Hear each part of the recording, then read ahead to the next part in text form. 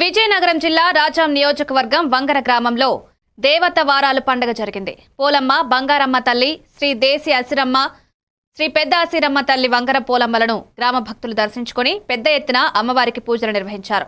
ఈ కార్యక్రమంలో గ్రామ పెద్దలు, ప్రజలు, భక్తులు పాల్గొన్నారు.